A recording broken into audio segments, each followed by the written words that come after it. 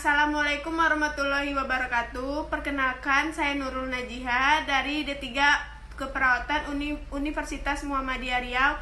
Di sini saya akan menjelaskan yaitu efusi pleura.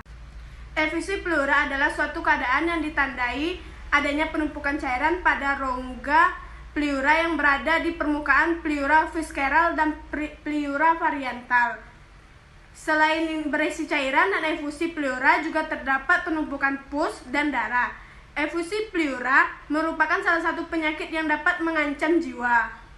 Dan etiologinya adalah efusi pleurotranssudatif yang disebabkan oleh peningkatan tekanan di pembuluh darah atau rendahnya kadar protein di dalam darah sehingga cairan merembes ke pleura. Dan ada juga efusi pleura eksudatif, yaitu efusi pleura terjadi akibat peradangan, cedera paru, tumor, dan gangguan aliran pada pembuluh getah bening.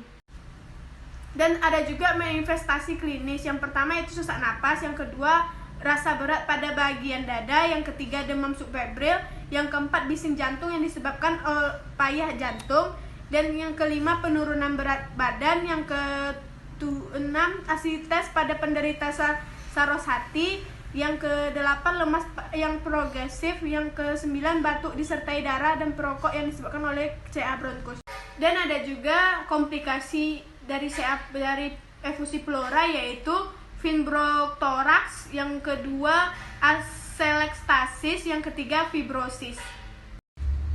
Dan penata laksanaannya yaitu memposisikan klien semifolder, yang kedua melakukan latihan napas dalam, yang ketiga memonitor pola napas, suara napas, tambahan kecepatan, kedalaman, dan kesulitan saat bernapas. Dan ada juga pencegahannya, yang pertama membatasi konsumsi minuman beralkohol, yang kedua menggunakan APD, yang ketiga menghentikan kebiasaan merokok, yang terakhir adalah melakukan pemeriksaan secara berkala ke dokter. Dan ada juga aspek dari efusi pleura, yang pertama yaitu identitas pasien. Pada tahap meliputi nama, umur, jenis kelamin, dan kedua keluhan utama, yaitu biasanya pada pasien dengan pleura didapatkan keluhan berupa sesak napas, rasa lemas, berat pada dada. Yang ketiga riwayat penyakit sekarang. Pasien yang efusi pleura biasanya akan diawali dengan adanya tanda-tanda seperti batuk, sesak napas, nyeri. Yang keempat riwayat penyakit dahulu. Perlu ditanyakan pada pasien pernah menderita penyakit seperti TBC, paru, pneumonia, gagal jantung. Dan yang kelima riwayat penyakit keluarga. Perlu ditanyakan ada anggota keluarga yang menderita penyakit tersebut. Diagnosa yang saya ambil yaitu yang pertama pola nafas tidak efektif, yang kedua nyeri akut, dan yang ketiga intoleransi aktivitas, yang keempat defisit nutrisi. SDKI-nya pola nafas tidak efektif berhubungan dengan hambatan upaya nafas. Gejala tanda mayornya subjektifnya dyspnea, objektifnya penggunaan otot bantu pernapasan, yang kedua fase ekspirasi memanjang, yang ketiga pola nafas yang abnormal. Gejala dan tanda minornya subjektifnya autopnea, yang objektifnya pernapasan pulsat lip, dan yang kedua pernapasan cuping hidung. Ada juga SLKI-nya, setelah dilakukan tindakan keperawatan selama 1x24 jam, maka pola nafas membaik dengan kriteria hasil, dyspnea menurun, penggunaan otot bantu nafas menurun, pemanjangan fase ekspirasi menurun, frekuensi nafas membaik.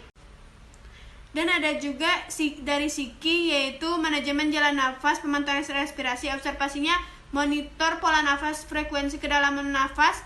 Yang kedua monitor bunyi nafas, terapeutiknya pertahankan kepatenan jalan nafas, yang kedua posisikan semifolder, yang ketiga berikan oksigen, yang keempat mendokumentasikan. Edukasinya itu ajarkan teknik batuk efektif, dan yang terakhir adalah kolaborasi pemberian bronchodilator, ekspektoran, dan jika perlu.